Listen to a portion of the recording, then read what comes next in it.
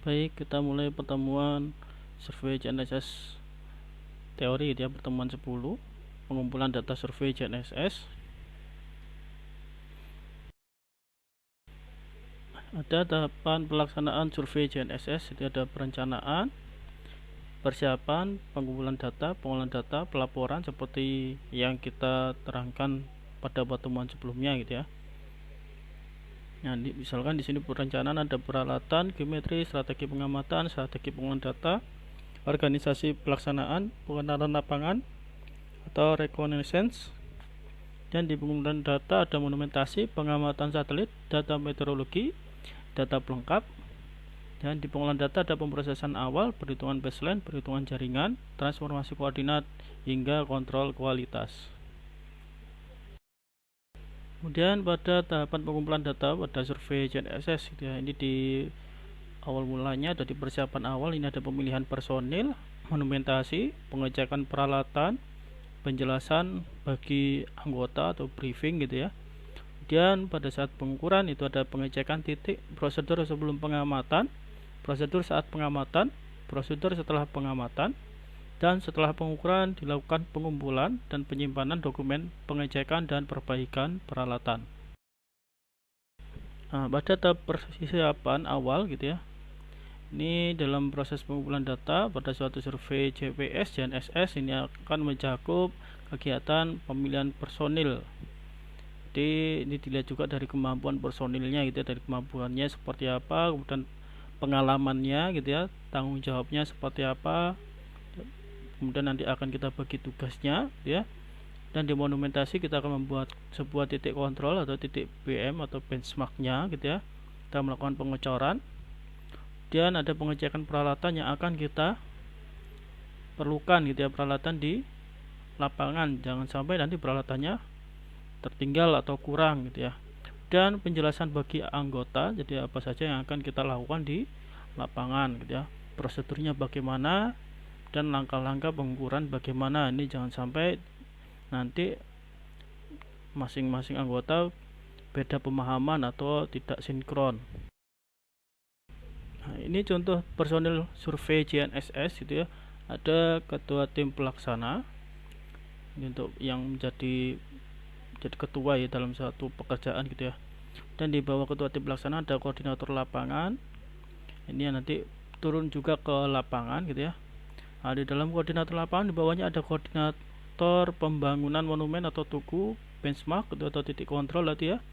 Dan tentu saja ada anggota personilnya di bawah lagi gitu ya. Kemudian selanjutnya di bawah koordinator lapangan ada ketua tim lapangan beberapa. Nah, ini juga misalkan ada lebih dari satu tim lapangan, nah, berarti nanti misalkan ada 2, 3 dan seterusnya. Nah, ini juga perlu dikoordinir gitu ya. Tentu saja di dalam ketua juga ada anggotanya. Dan selanjutnya dari koordinator lapangan membawahi koordinator pengolahan data, ini post processing itu yang olah data hasil pengamatan atau survei GNSS gitu pada hari itu gitu ya. Dan tentu saja di situ juga ada anggota atau personil yang membantu jalannya proses pengolahan data. Nah, monumen tugu, jadi kenapa kok tadi istilahnya ada monumentasi gitu ya, membuat monumen atau membuat tugu ya, tugu atau benchmark atau titik gitu ya. Ini merupakan representasi titik beserta koordinatnya di lapangan. Jadi kita harus tahu di mana titiknya. Nah, ya karena nampak berarti harus dibentuk sebuah tugu atau monumen atau sebuah benchmark. Syaratnya kalau kita membuat tugu BM gitu ya, harus dapat bertahan selama mungkin gitu ya. Jadi kenapa kalau kemarin ada standarnya gitu dalam pembuatan sebuah tugu monumen, ada besi bertulangnya gitu, ada batu split atau batu pecahnya, ada semen, ada pasir gitu ya, dan ada komposisinya juga gitu ya, dan ada standar kedalamannya juga. Nah, beda orde ini juga akan berbeda sehingga diharapkan titik yang dibuat ini harus bertahan selama mungkin. Nah, jangan sampai nanti Anda buat tugu hanya bertahan 1-2 tahun saja. Nah, karena minimal itu tugu ini harus kuat selama 5 tahun. Ini minimal gitu ya. Kemudian tugu ini harus dapat berguna untuk sebanyak mungkin pihak gitu ya. Nah, jadi kalau bisa ya tidak hanya kita, jadi teman-teman atau tim dari lembaga yang lain mungkin barangkali memerlukan titik kita gitu ya, atau untuk pekerjaan yang lain itu bisa menggunakan titik kita. Kemudian tugu ini harus mudah untuk dicapai dan ditemukan. Nah, misalkan di pinggir jalan, di pinggir jalan pun cari tempat yang terlihat gitu atau di tepi gitu ya. Di samping gedung atau samping rumah ini pastikan tugu ini harus mudah ditemukan. Dan koordinat titik yang teliti tidak akan banyak artinya kalau tugunya di lapangan hancur ataupun hilang. Nah, ini monumentasi, ada beberapa hal yang harus diperhatikan dalam proses monumentasi titik-titik GPS GNSS, yaitu monumentasi dilakukan setelah lokasi titik ini disetujui oleh pemberi kerja gitu ya, terus pemilik kerja itu ya, pemberi pekerjaan, kemudian kita yang akan melakukan pekerjaan, kemudian juga pastikan tanahnya itu jelas yang dimiliki gitu ya, apakah masih milik orang lain. Nah, jangan sampai nanti kita melakukan atau menentukan sebuah titik, kita menuju ke lokasi kemudian diusir sama orang. Nah, berarti kan harus ada perizinan yang jelas gitu ya. Kemudian bentuk, ukuran dan rupa tugu harus mempunyai aspek fungsional yang jelas, jadi ada standarnya gitu ya, warnanya apa, bentuknya seperti apa, standarnya misalkan tadi untuk order 1, 2, 3, 4 ini akan berbeda gitu ya. Dan monumen tugu untuk setiap titik harus dirancang dan dibuat agar dapat bertahan selama mungkin. Tugu harus stabil dalam semua arah, horizontal maupun vertikal gitu ya. Nah, karena tadi representasi dari sebuah titik, jangan sampai nanti dia titiknya bergeser karena tugunya miring ya, atau tugunya agak geser ke arah manapun. Nah, nanti akan berpengaruh pada pengukuran GNSS selanjutnya gitu ya. Dan tanda marker dari setiap tugu harus dibuat dari logam yang tahan karat gitu ya. Nah, ini tanda marker atau silang atau X nya gitu ya, pastikan juga dia tertanam dengan baik, dengan benar, jangan sampai nanti marker atau logamnya tadi mudah hilang gitu ya. Jadi harus dipastikan dengan baik dan benar. Dan setiap tugu harus dibuat deskripsi dan fotonya secara jelas dan informatif, termasuk penulisannya gitu ya, dari mana lembaganya, dibuat oleh siapa, tahun berapa pembuatan, itu juga harus jelas. Kemudian pengecekan peralatan, ini ada 4 peralatan yang perlu dicek sebelum pengamatan GPS GNSS gitu ya, seperti misalkan ada receiver GPS GNSS nya gitu ya. Nah, kemudian ada peralatan lapangan pelengkap, tadi selain GPS tadi ada antena, ada tripod atau statif, ada triprak gitu ya, ada apalagi meteran gitu ya. Nah, kemudian mungkin ada besi peninggi gitu ya. Nah, ini untuk peninggi GPS untuk memperoleh sinyal yang lebih baik ya, itu bisa jadi gitu ya. Nah, mungkin ada yang menggunakan peralatan yang lain juga bisa di checklistkan gitu ya, dibuatkan daftar checklistnya. Kemudian selain itu ada komputer atau software, atau selain komputer sekarang kan laptop gitu ya yang sangat banyak digunakan. Nah, laptop sekarang juga saya kira sudah mumpuni dalam melakukan pemrosesan data. Kemudian hard disk, flash disk gitu ya, untuk menyimpan data atau memori gitu ya, ini yang perlu disiapkan, harus cukup ruangnya.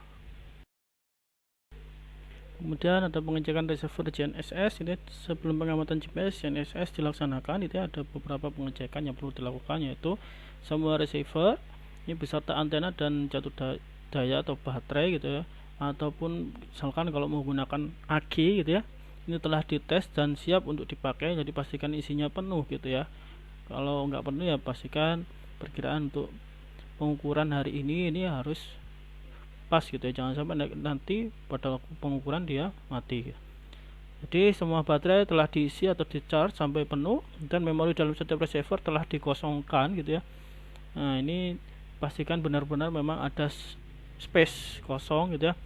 Dan kadang kalau memang memori yang bisa diganti gitu atau ada slot memorinya, Anda biasanya diperlukan memori cadangan gitu ya.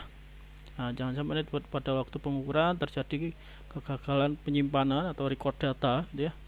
Dan dalam pengecekan ini tanggung jawab untuk memastikan berada di tangan ketua tim lapangan. Nah, tentunya di bawah ketua tim lapangan tadi ada koordinator gitu ya, sama ketua tim. Nah, ini juga sama-sama bertanggung jawab. Nah, ini gambaran kalau misalkan dulu itu antena GPS akan berbeda dengan CPU-nya dari penerima sinyal GPS GNSS gitu ya. Jadi ada metode namanya metode baseline 0. Nah, ini dilakukan metode pengetesan receiver GPS GNSS. Nah, metode ini ada dua receiver GPS atau GNSS yang dihubungkan ke satu antena GPS yang sama, dan semua kesalahan dan bias akan sama untuk data dari kedua receiver GPS. Seandainya kedua receiver baik, maka panjang baseline yang diperoleh akan sangat mendekati 0 gitu ya, atau dalam order milimeter karena adanya noise. Jadi pengaruhnya hanya noise saja dia, karena antena juga sama. Ini kalau waktu dulu gitu ya. Kalau sekarang kan CPU sama antena itu udah banyak kan jadi satu gitu ya. Nah, kemudian ada pengecekan peralatan pelengkap gitu ya. Nah, ini berkaitan dengan peralatan lapangan pelengkap ini ya. Ketua dari setiap tim lapangan harus memastikan bahwa semua misalkan tripod atau statif atau tripod gitu ya, dan pelengkapan yang terkait seperti peralatan komunikasi, petunjuk waktu berada dalam kondisi yang baik gitu ya. Jangan sampai memang alatnya ada tetapi dia tidak bisa digunakan. Nah, ini juga sangat fatal sekali gitu ya. Nah, kemudian ada pengecekan komputer atau hardware gitu ya, atau laptop gitu ya, dan juga softwarenya. Ini koordinator pengolahan data harus memastikan bahwa komputer atau laptop gitu ya, dan komputer backup atau laptop backup ini biasanya harus ada ini beserta perangkat lunaknya atau softwarenya. Ini harus kan bekerja dengan baik, dan pemastian pengetesan kita cek gitu ya, harus meliputi pengecekan terhadap kinerja operasional dari drive flash disk gitu ya, atau hard disk dari komputer gitu ya, dan pengecekan terhadap kinerja operasional dari mekanisme pemindahan atau pengunduhan data atau download data gitu ya dari receiver. Kemudian pengecekan terhadap kinerja operasional dari perangkat lunak atau softwarenya itu untuk memastikan bahwa semua modul lengkap dan bekerja dengan baik. Jadi pastikan bisa mengolah data dengan baik dan benar. Nah, kemudian ada kunci atau lock dari perangkat lunak serta kabel untuk pemindahan data harus disimpan dalam kantong komputer atau laptop atau tas yang sama gitu ya. Jadi pastikan disimpan pada tempat yang sama. Nah, ini kalau software kan ada lisensi, kadang ada misalnya ada, kalau sekarang ada dongle gitu atau kunci atau lock gitu ya untuk mengaktifkan softwarenya atau aplikasinya. Nah, jadi ini yang harus dicek dan dipastikan ada. Kemudian ada pengecekan hard disk atau hard drive atau flash disk atau flash drive gitu ya. Nah, ini harus dicek dan pastikan dalam jumlah yang cukup. Dia harus disediakan untuk keperluan pertama penggandaan data mentah GPS GNSS pada saat proses pemindahan data atau loading data atau pengunduhan data sebaiknya 2 copy backup. Kemudian penggandaan seluruh direktori proyek yang dilakukan setiap hari setelah proses pengolahan baseline diselesaikan.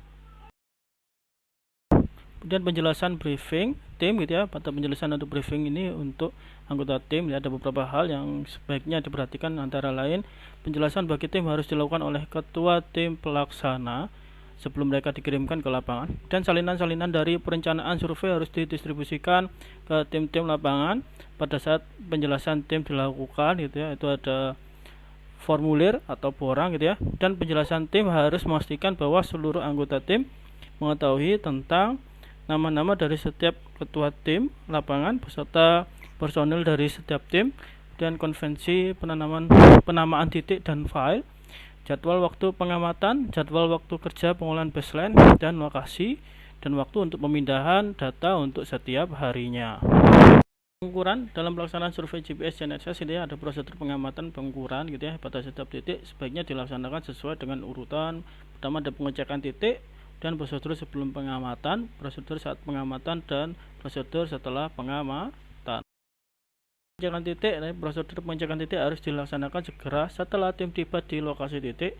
Nah, ini baiknya dilakukan antara lain adakan komunikasi radio dengan tim-tim lapangan lainnya gitu ya. Beda tim berarti harus komunikasi gitu ya. Cek apakah nomor titik yang tertera pada monumen sama dengan nomor titik yang akan diamati. Ini kadang salah formulir yang dibagikan gitu ya. Dan cek apakah diagram obstruksi yang ada pada formulir reconnaissance itu ya, titik ini masih sesuai dengan kondisi sebenarnya. Kemudian jika berbeda, maka Anda harus mencatat perubahan-perubahan yang telah terjadi seandainya ada. Dan parkir kendaraan agak jauh dari titik ini untuk meminimalkan kemungkinan terjadinya efek multipad atau gangguan. Sebelum pengamatan, setelah pengecekan titik selesai dilakukan, tempatkan peralatan GPS GNSS di atas titik dan pastikan beberapa hal seperti semua kabel telah terhubung dengan benar dan baik antara komponen-komponen baterai, antena, dan controller atau receiver, ataukah benar-benar terkoneksi gitu ya. Dan antena telah ditempatkan secara baik tepat di atas titik dan telah diorientasikan dengan atau diarahkan ke posisi yang benar itu ya. Set parameter pengamatan yang akan digunakan. Ini ada beberapa parameter seperti mode pengamatan, koordinat pendekatan, interval perekaman data, misalnya mass angle, datum, nomor titik, nama proyek, zona waktu, waktu mulai dan selesai pengamatan atau mode otomatis. Kemudian tinggi antena ini harus dipastikan diukur.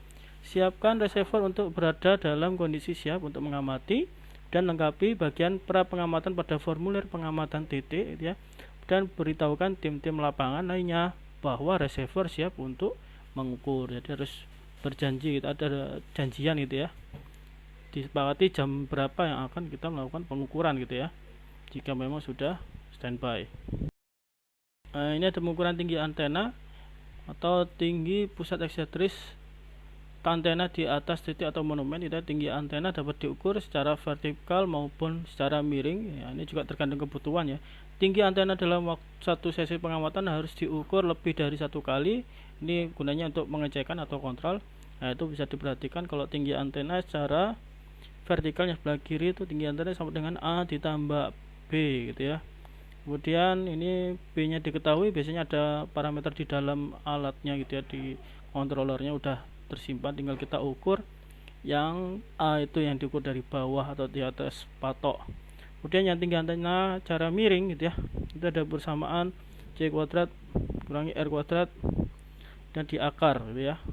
Nah, ini biasanya kita hanya melakukan pengukuran yang C saja gitu ya, jadi sudah bisa kita dapatkan untuk tinggi antenanya gitu ya. Nah, biasanya kita akan menggunakan, kalau yang menggunakan tripod atau statif, kita melakukan pengukuran dengan tinggi antena cara miring gitu ya. Kalau yang dengan monopol kita cara vertikal, ini akan lebih mudah. Nah, kemudian prosedur saat pengamatan. Jadi setelah tim-tim lapangan lainnya siap ya, maka tekan tombol tertentu untuk memerintahkan receiver GPS memulai pengamatan atau memulai record gitu ya. Selama pengamatan berlangsung harus selalu ada personil survei yang berjaga di sekitar lokasi titik nanti untuk memastikan bahwa receiver GPS GNSS selalu beroperasi dengan baik dan tidak terganggu oleh gangguan apapun ya, baik manusia, hewan dan lain sebagainya ataupun cuaca gitu ya. Di akhir pengamatan pastikan bahwa receiver GPS GNSS telah diperintahkan untuk berhenti mengamati satelit dan semua data telah terekam dengan baik.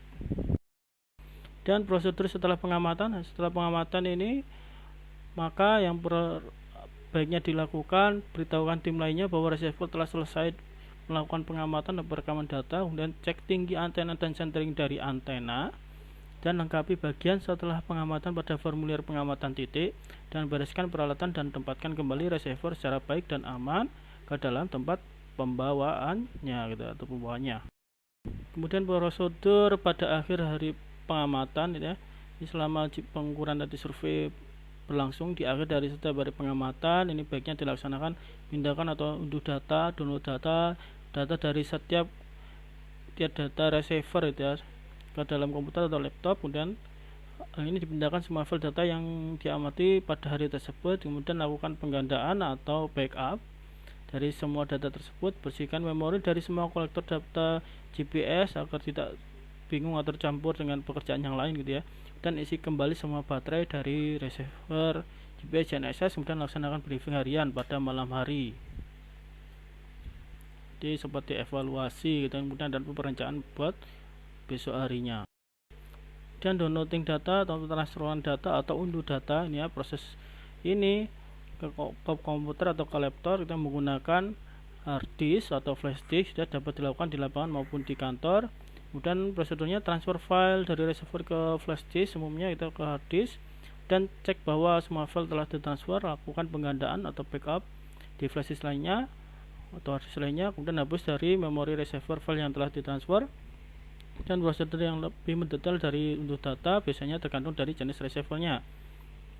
Oleh sebab itu jangan lupa untuk selalu membaca manual. Nah, ini proses download data sudah ada caranya, sudah ada video tutorialnya, silahkan dicek di cara pengunduhan menggunakan kabel yang telah disediakan gitu ya, silahkan disimak nanti. Kemudian penggandaan data, beberapa hal yang harus diperhatikan dalam proses penggandaan data adalah data baiknya digandakan dalam dua set flash disk yang berbeda. Kemudian struktur direktori untuk flash disk tersebut baiknya menggunakan spesifikasi tertentu, dan flash disk harus diberi nomor sesuai dengan konvensi penomoran yang telah disepakati gitu ya.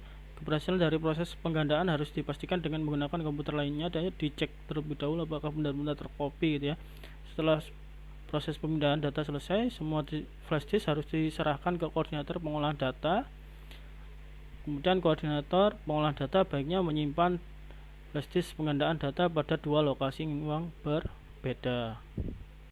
Nah, ini ada briefing harian itu dalam pelaksanaan lapangan dari suatu survei GPS GNSS setiap harinya, misalkan di malam hari. Nah, ini baiknya dipimpin oleh koordinator lapangan dan melibatkan semua personil lapangan. Materi briefing meliputi hal yang dilakukan atau perlu diperhatikan untuk esok harinya, seperti rencana pengamatan waktu lama sesi untuk setiap tim, kemudian rencana pergerakan tim antar titik, sketsa lokasi dari titik-titik yang akan dikunjungi serta metode pencapaiannya, kemudian masalah transportasi, mobilisasi, dan juga logistik. Tahap setelah pengukuran, jadi dalam pelaksanaan survei GPS dan GNSS, setelah semua pengukuran di lapangan selesai, baiknya dilaksanakan kegiatan pengumpulan dan penyimpanan semua dokumen survei dan pengecekan peralatan dan pemrakarsaan perbaikan jika diperlukan. Kemudian tanggung jawab personil, pada tahap setelah pengukuran perlu diperhatikan bahwa ketua tim pelaksana bertanggung jawab untuk memastikan bahwa seluruh kegiatan setelah pengukuran diselesaikan dengan baik. Ketua-ketua tim lapangan bertanggung jawab untuk memastikan bahwa peralatan mereka berada dalam kondisi yang baik dan melaporkan setiap perbaikan yang diperlukan. Dan koordinator pengolahan data bertanggung jawab untuk memastikan keamanan file-file data GPS untuk jangka waktu yang relatif lama. Kemudian pengumpulan dan penyimpanan dokumen, jadi pada tahap ini perlu diperhatikan ketua tim lapangan harus mengembalikan seluruh dokumen informasi perencanaan, survei, dan catatan lapangan ke ketua tim pelaksana.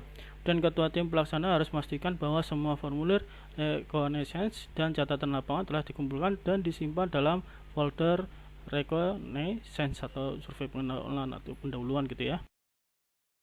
Nah, kemudian pengecekan dan perbaikan receiver GNSS, ketua tim lapangan harus memasang sistem receiver GPS atau GNSS antena atau judul daya dan mengecek kemungkinan adanya kesalahan atau kerusakan pada sistem, jadi dicek kembali apakah masih bisa gitu ya. Sebelum menyimpan peralatan, ketua tim harus memastikan bahwa seluruh baterai telah terisi penuh, memori dalam setiap kolektor data ini telah dikosongkan, dan seandainya diperlukan, ketua tim pelaksana bertanggung jawab memprakarsai tindakan yang diperlukan untuk memastikan bahwa semua peralatan yang rusak diperbaiki, atau kita memberi catatan biasanya ya, apa yang kurang atau apa yang terjadi kerusakan atau apa gitu harus kita lakukan pencatatan. Kemudian pengecekan dan perbaikan ini dalam komputer atau laptop dan juga datanya gitu ya. Koordinator pengolahan data harus memastikan bahwa setidaknya tersedia 2 salinan kopi penggandaan atau backup dari seluruh file-file data GPS GNSS mentah, dan file-file hasil perhitungan yang telah dilaksanakan, dan semua disket hasil penggandaan sebaiknya dibuat dalam satu web protected atau file atau yang dilindungi gitu ya. Koordinator pengolahan data harus memastikan bahwa semua flash disk hasil penggandaan bebas dari virus komputer, dan koordinator pengolahan data harus memastikan bahwa semua file dapat dibaca oleh komputer lainnya. Setelah semua proses penggandaan dan verifikasi diselesaikan, koordinator pengolahan data baiknya menghapus data-data yang bersangkutan dari komputer atau flash disk. Kemudian koordinator pengolahan data harus memastikan bahwa kunci dari software dan kabel untuk pemindahan data ditempatkan dalam tas komputer bersama dengan laptop atau komputernya.